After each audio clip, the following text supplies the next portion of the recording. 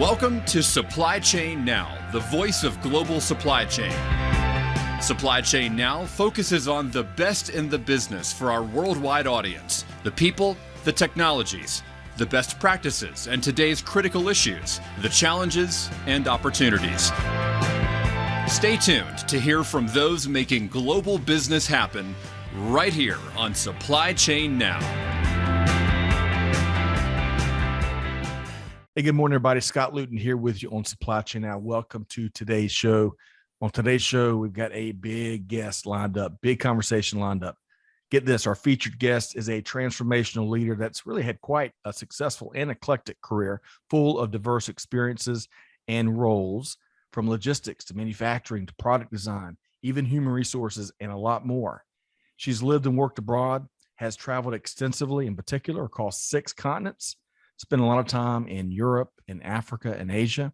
And at Cummins, which is, of course, a global leader in power solutions for more than 100 years, our featured guest leads the company's distribution business segment, also has leadership accountability for supply chain operations across the company's footprint in North America.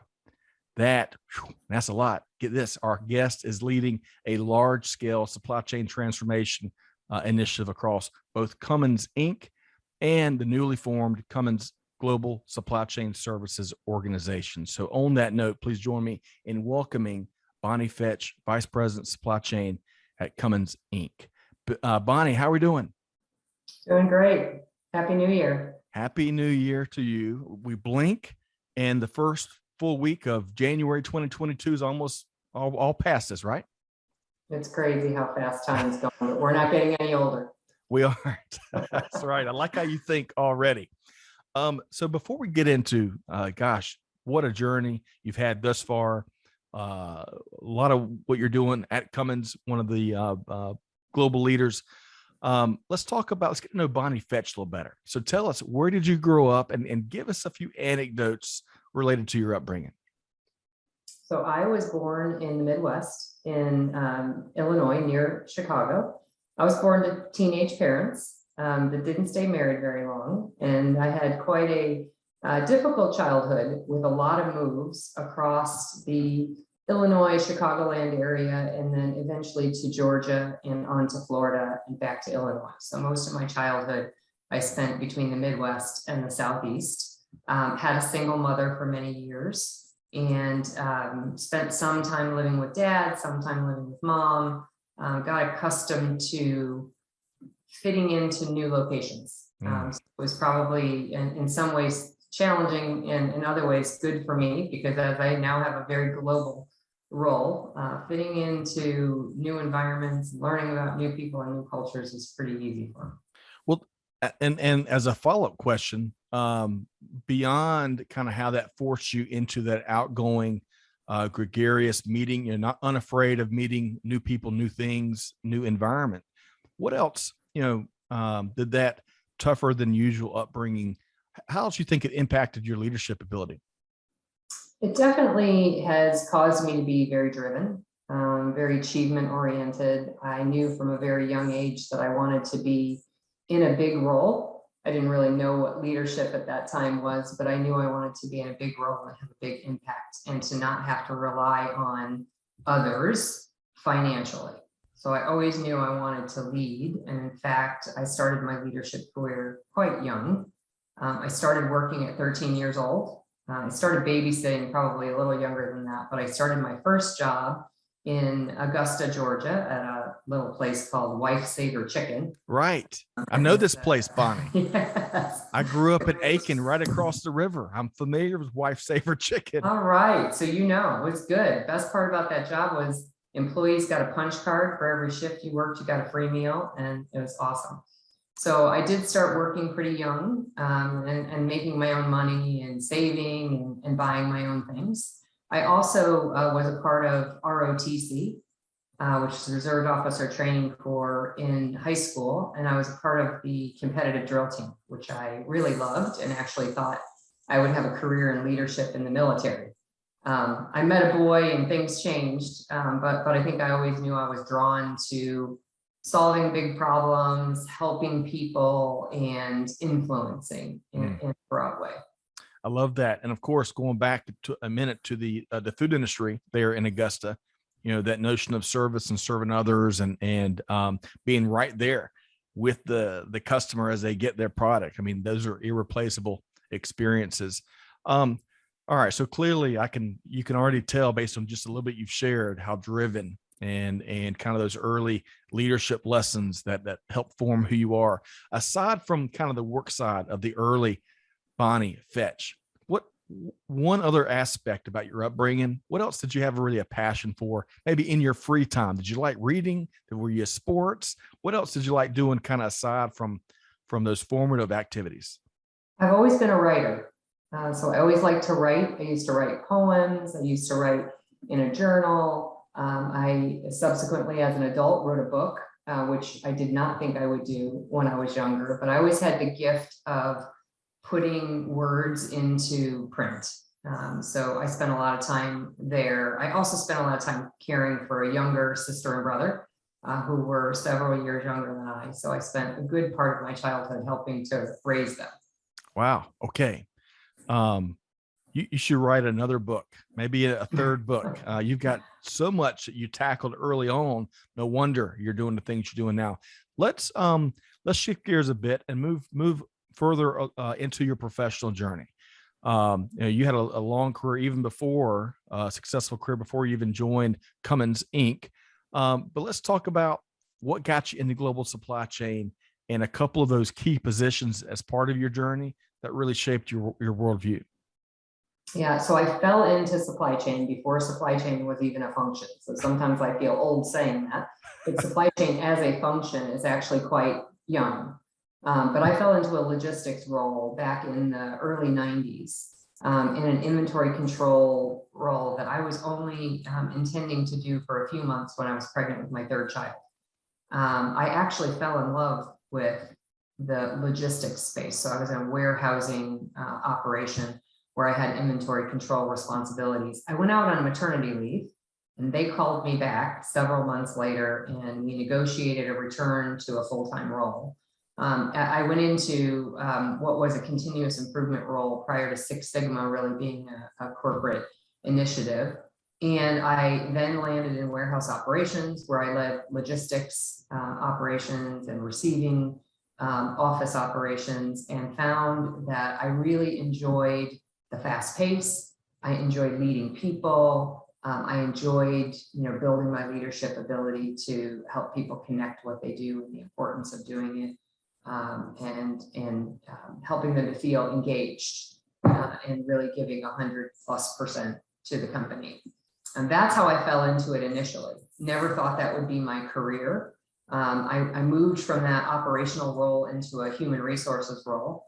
I had a leader that thought I was pretty good with people and asked if I would take an HR role. And I said, I'll try anything once, and went into HR. And let me interject really quick, Bonnie. What did that leader that tapped you on the shoulder and brought you into HR role?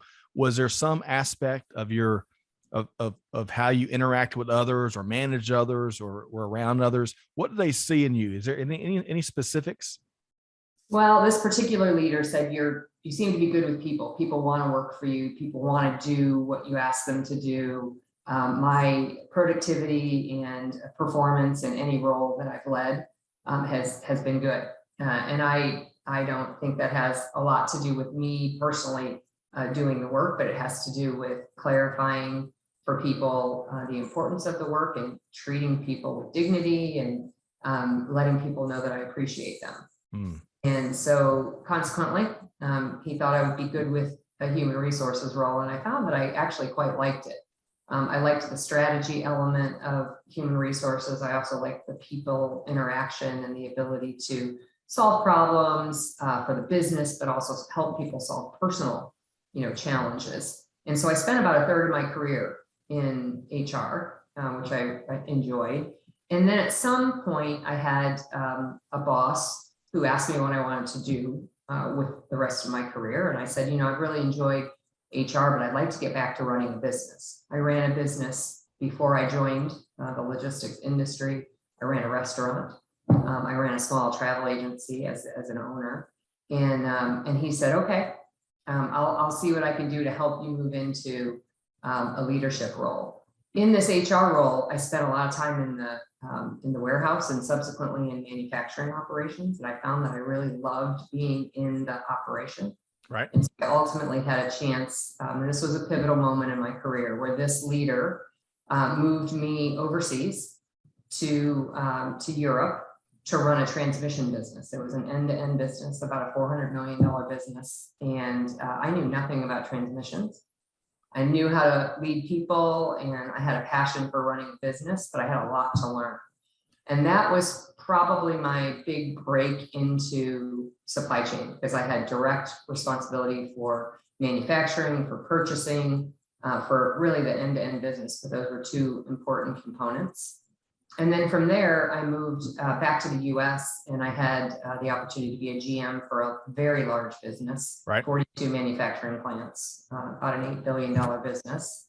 And then I ended up back in logistics. I was asked to actually lead the aftermarket parts distribution business for my previous company, which was global in nature, over 2,000 employees in 21 locations, very substantial part of the business. And I really found that supply chain is the glue that keeps a company in business, right? Agreed. We understand what our customers require, that we're able to plan for it, we're able to produce it, we're able to deliver it. And so I've kind of found my home again, which incidentally, all these years later is where I actually started my industrial career. All right. So you shared a lot there, and I wish we had about 5 hours of time because I'd love to dive into a lot more of those pivotal roles, especially those massive roles of massive responsibility. I want to back all the way up to when you talked about that leader that brought you into the transmission business overseas and you didn't know anything about transmissions. I think a lot of folks listening can relate to, if you want to advance in your career, you got to tackle things you don't know, right? You got to lean on your expertise, but you got to tackle things you don't know. Is there anything you did to learn that business so that you could effectively lead and be successful in that role when you enter the transmissions industry? Yeah, it's a great question. So the very first thing will sound a little silly maybe, but I'm the type of person that tries to figure out what to do when I don't know what to do. And so when I knew I was going to a foreign country to lead a business that I knew little about, my father actually was a mechanic, and prior to being a mechanic, he was a welder. So he was very much in the industrial world. I called my father and I said, Dad, I'm moving to England and I need to come and visit you this weekend. And I need you to tell me everything I need to know about transmission. And so when I arrived at his house, he had all of his service manuals laid out. He was very excitedly waiting to tell me everything I needed to know about gear ratio and shaft manufacturing. And the reality is I remember about 10% of what he shared with me, but it gave me the confidence that I had a little bit of context. I understood what a transmission was, the importance, some of the terminology.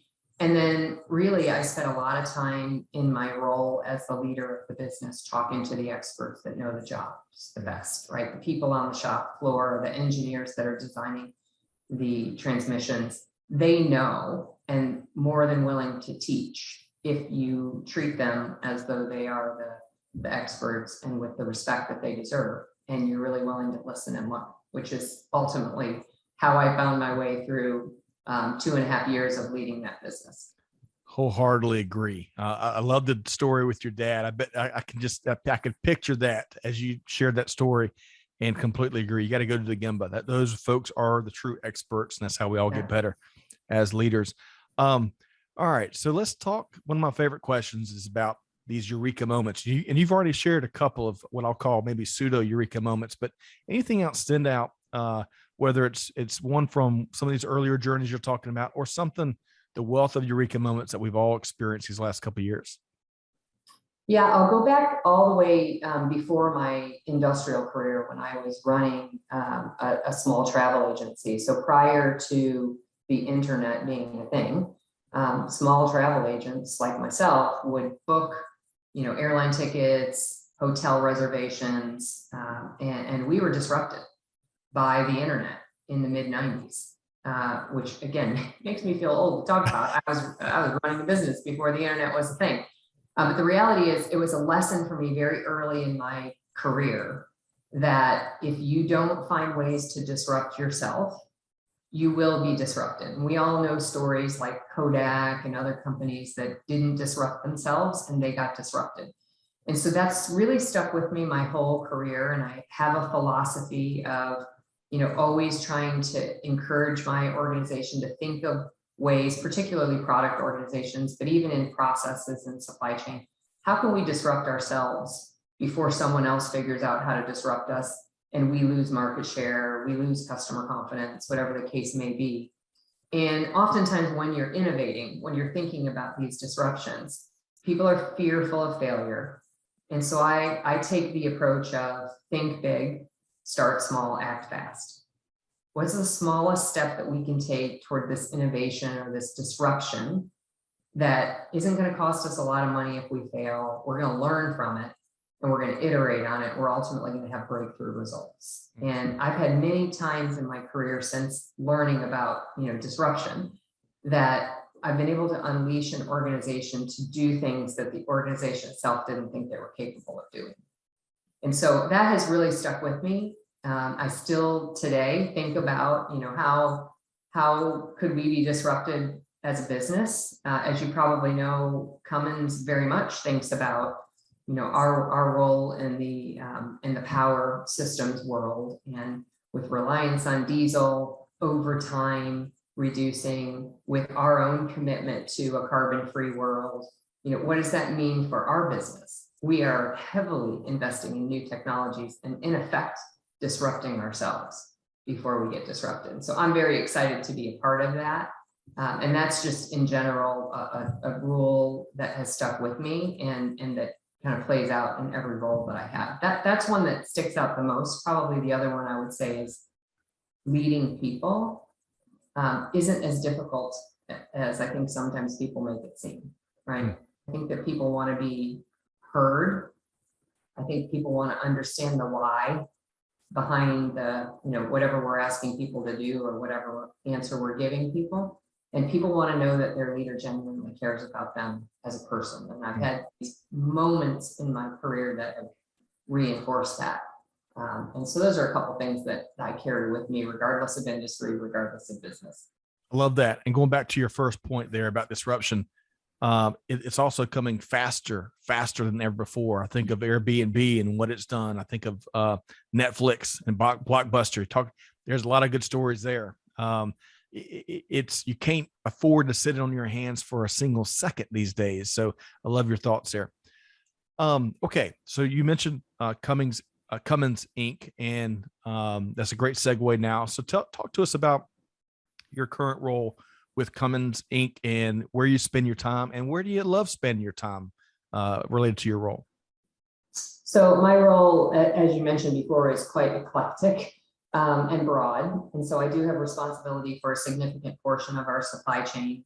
Our distribution business is the business that provides all of our sales and service to our customers. So once an engine or a gen set is delivered to a customer, we provide the parts and the service in the aftermarket through our distribution business channel. We also service smaller OEMs through that channel. And it's a very large global organization with many small sites, 600 plus sites around the world, and many dealers that we also work with.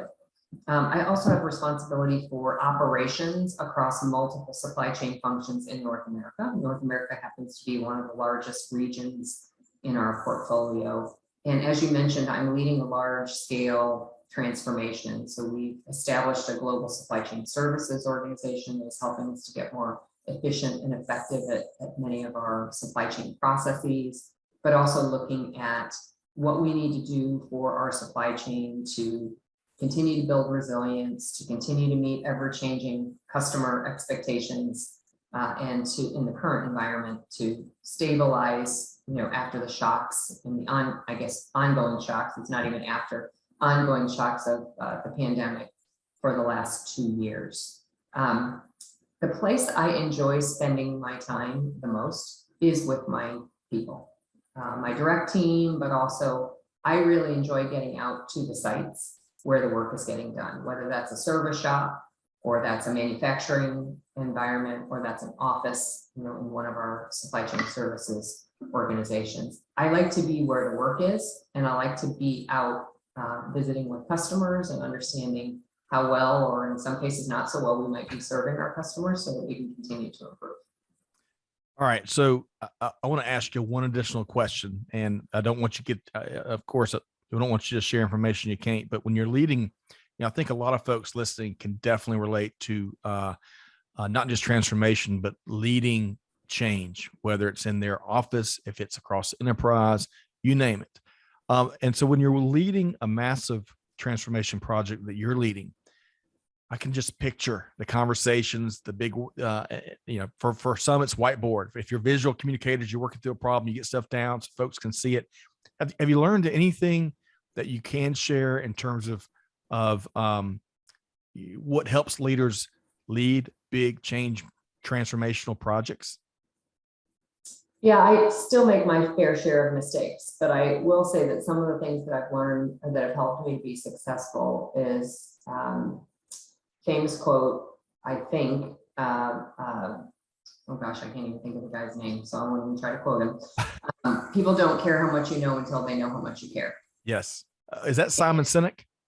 It might have been Simon Sinek. I was thinking it was John, but I couldn't think of John's last name. We'll double check before we publish. How about that? He's also an author.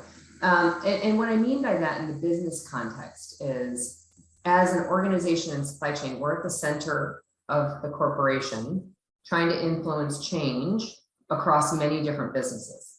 And these business leaders that have responsibility to deliver to customers, to deliver on our shareholder obligations and targets, they have a lot on their plate that they're concerned about. And if they don't feel that I care about their business success, they don't really care about what kind of transformation I'm trying to drive. So I guess it really gets back to change management and really understanding what's important to your stakeholders. There's also an element of credibility.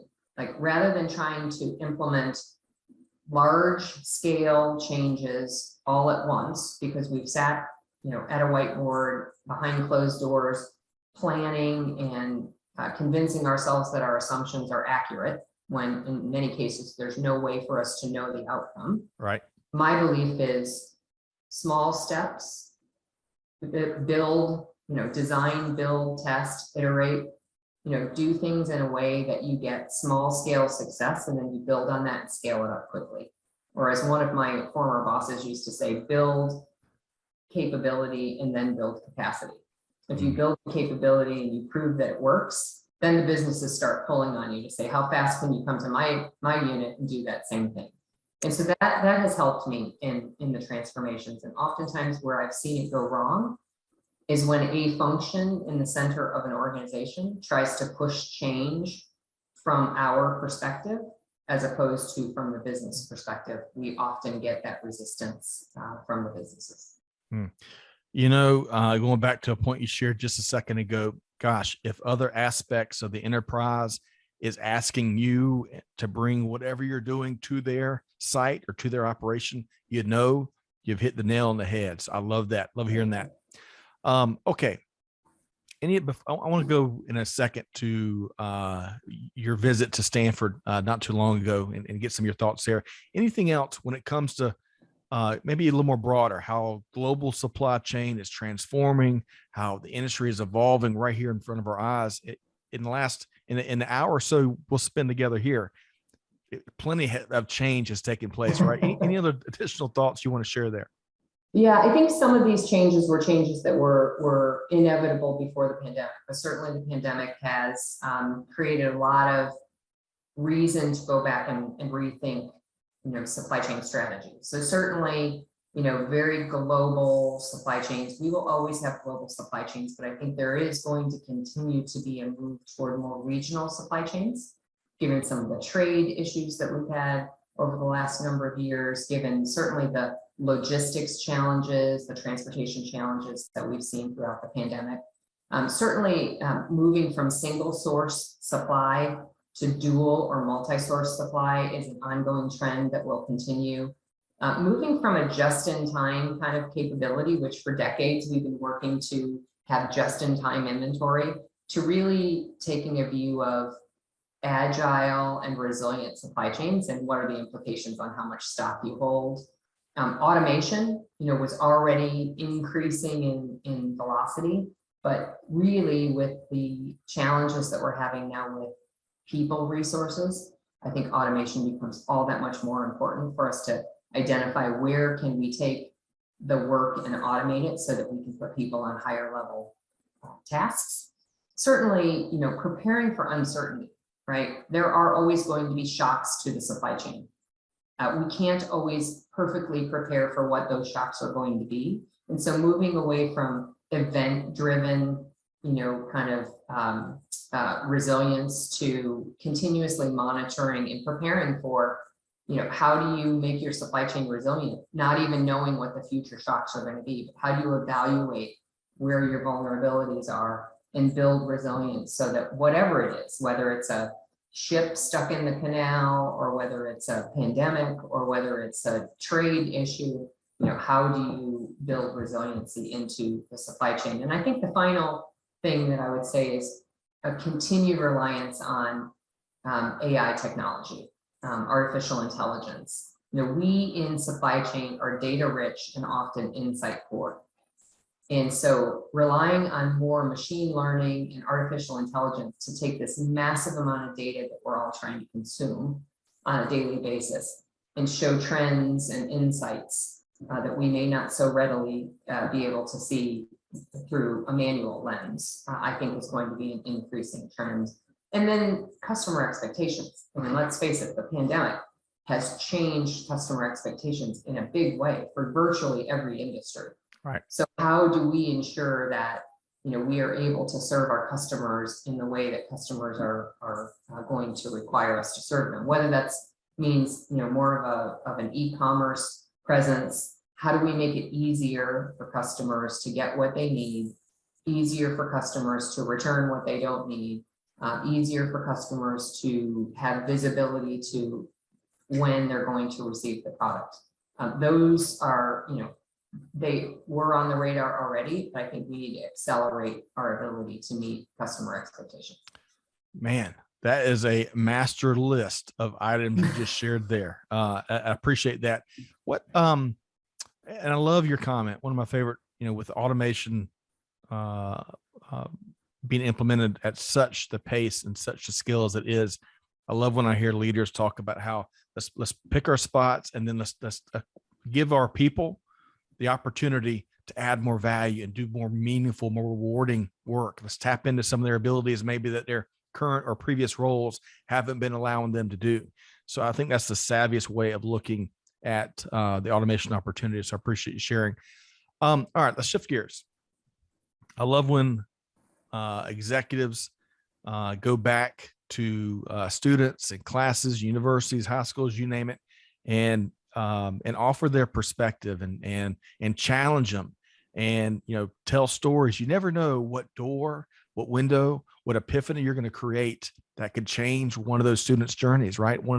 They could uncover one of their interests. So you, I believe, were back at Stanford a few months ago, some of your old stomping grounds, I believe, talking strategy, culture, amongst other things with students. So one question is, any exchanges with the students there that really stick out to you?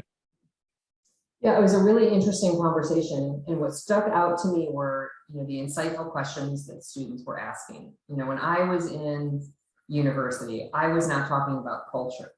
I was not talking about diversity and inclusion. And to some extent, I was talking about leadership, but not to the depth that these students were. So they were very interested in learning about, the culture at the companies that I had led, interested in understanding how to balance company culture with a drive for more diversity and inclusion. So we spent a lot of time talking about diversity and inclusion, in part because I'm a pretty vocal advocate for diversity and inclusion, in part because I think it really is on their mind. And then a lot of questions about leadership and things that they should be thinking about as they start their leadership career. It was a really engaging conversation for me. I always find, I go to give back and I often walk away enriched. in these kind of conversations, because students ask questions that challenge me to think. A few of the students caught me afterwards and wanted to talk to me about their own personal experience, particularly young women that are very interested in supply chain and inspired to see a woman in a senior level position in an industry that's male dominated. And so, I'm always happy to provide opportunities for mentoring and learning from my experiences and also my mistakes. But, I think what stood out to me most is just how up to speed they were on current events and this true interest in, as a leader, how do you craft a culture where people want to work for you and where you can attract the kind of diversity that you're seeking to attract. I appreciate you sharing, and I'm going to circle back to some of those conversations you had in a question just here in a moment. But speaking of culture, I am a big culture nerd. Love studying it as we try to create and optimize and always improve the culture we have here at Supply Chain Now. It's really important to me. In your words, Bonnie, what's one element to culture that you believe really inspires, motivates, and liberates a workforce?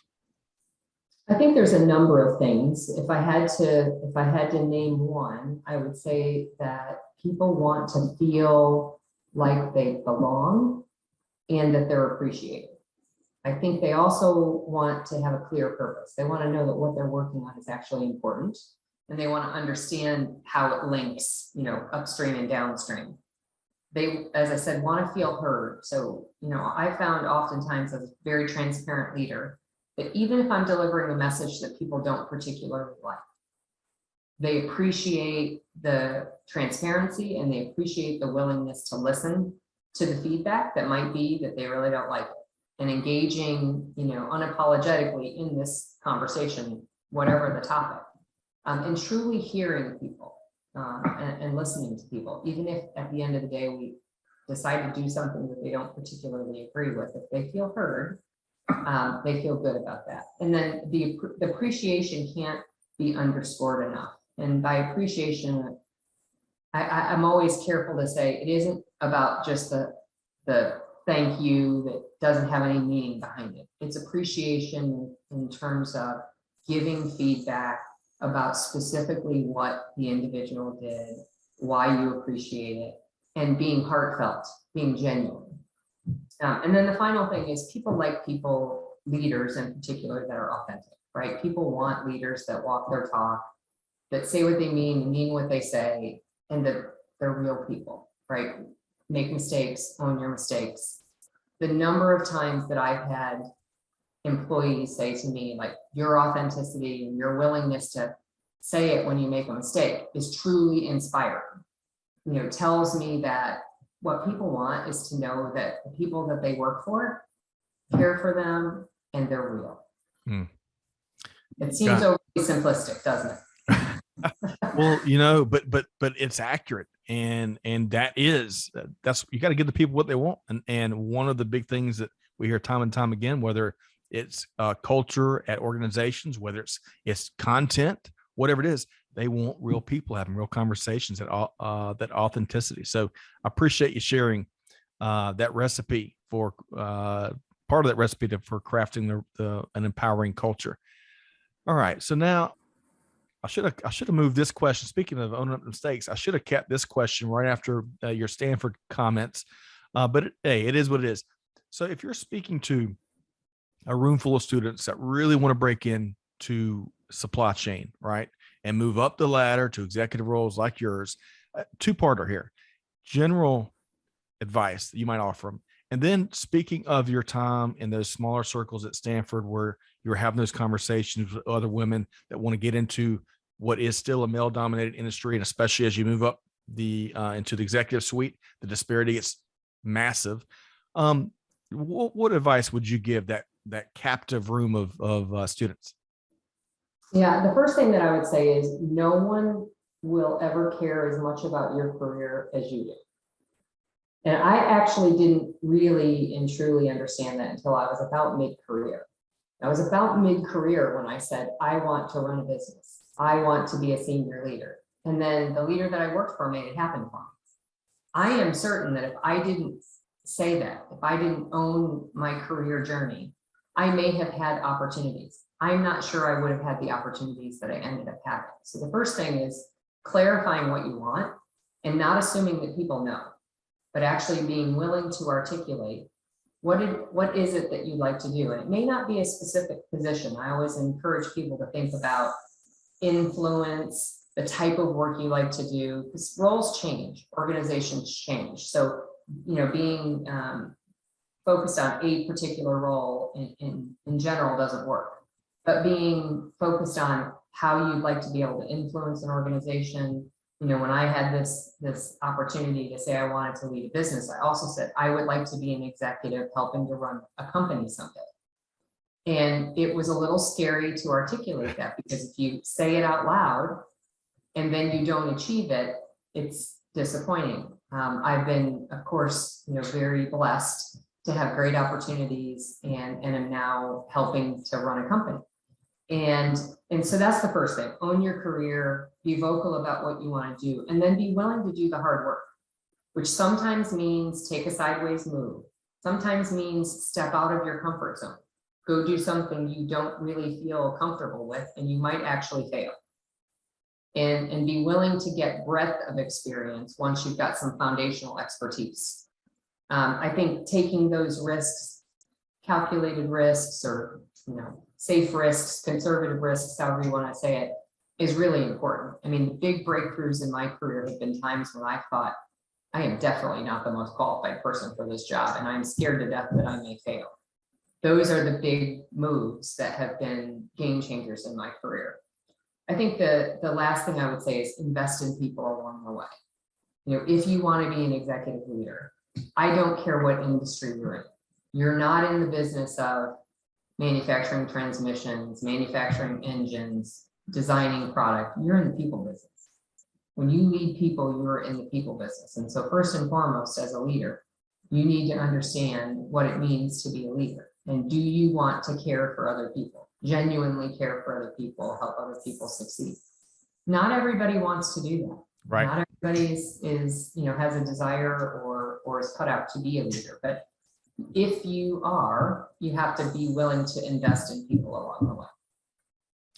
That's a really important point. The really last one you made, because it's not one size fits all. You have a wide range of a plethora, if I use that word, I haven't used that word in a long time, of career aspirations, right? Some folks have no interest of advancing into the challenges that are part of the executive suite. So I think adding maybe to your list is understanding your audience and what their objectives and motivations are. Bonnie, this is home. This is gold. This is not just supply chain gold, it's leadership gold. All right. So how can, if folks want to connect with you, maybe they want to pick your brain, maybe they want to check out your book, maybe they want to learn more about all the cool things that Cummins is up to these days, how can they connect with you and the organization? The best way to connect with me is on LinkedIn. I do have a pretty good presence on LinkedIn. I post a lot of blogs. I share a lot of Cummins news information. And so that's probably the best way to connect with me. I have quite a few followers, and a lot of people reach out for advice. And so a little bit of patience. I can't get back to everybody right away, but I do pride myself on getting back to people. And then Cummins.com is a great place to check out Cummins. There's a lot of exciting things happening at Cummins right now, not only in the product sense and our path to zero, but also our focus and actions to improve our diversity and inclusion within our own company, but also in the communities that we live and serve in. We just have a lot of terrific and exciting things happening, and a lot of opportunities.